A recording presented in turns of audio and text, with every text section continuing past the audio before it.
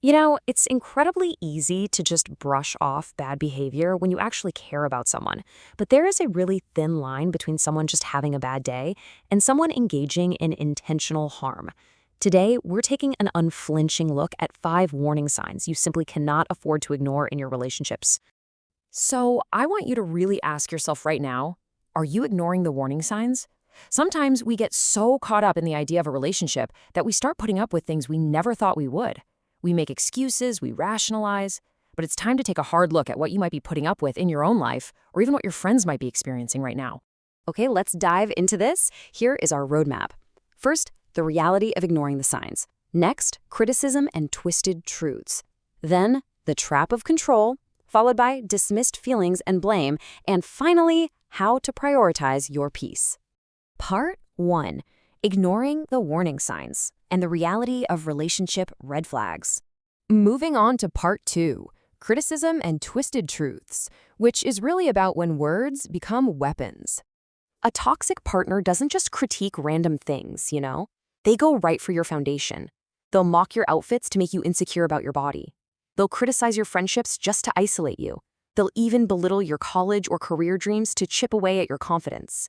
These aren't accidental quirks. They are specific, calculated strategies designed to mess with your mind and lower your self-esteem so you're easier to manage.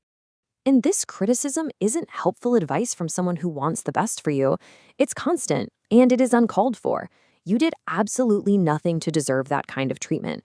It's just a relentless attempt to keep you off balance. Just think about that phrase for a second. Uncalled for. It's incredibly unfair, and it is a massive red flag. Now, what's really interesting about this slide is how they twist the truth, literally making you question your own memories and reality.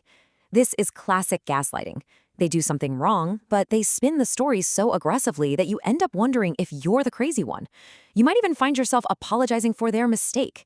Never let someone else overwrite your reality. Your memories and your perspective are valid. That brings us to Part 3, the trap of control and dictating your life. You really need to watch out for these 3 specific restrictions. It's when they decide who you see, where you go, and what you do. Look, if a partner explodes just because you wanted a night out with friends, or they demand your location 24/7, that isn't care, that is a cage. They are actively stripping away the daily independence you deserve. And people will often disguise this behavior, right? They'll claim, oh, I'm just protective because I love you so much. Don't buy it. A healthy connection is about 2 independent people choosing to be together. Real love actually respects your autonomy and independence. Control actively tries to erase it. Okay, Part 4. Dismissed feelings and blame, or the imbalance of needs. In a toxic dynamic, there is a severe, exhausting imbalance. Your feelings, completely dismissed and brushed aside. When you try to express that you're hurt, you're told you're just overreacting. Meanwhile, the entire focus of the relationship is all about their needs, leaving you running on empty and completely unheard. And when conflicts inevitably arise, a massive red flag appears. Somehow, everything is your fault. Arguments are always pinned on you. This is a deliberate manipulation tactic to avoid taking responsibility for their own bad behavior. They basically convince you that if you were just a little bit better, everything would be perfect. It is an impossible trap. Arguments are always pinned on you, even when it's not your doing. Just think about how many times you've apologized just to keep the peace. Think about the times you absorbed the blame for something you knew, deep down, you didn't even do. Carrying the guilt for someone else's actions is the ultimate sign of a broken dynamic.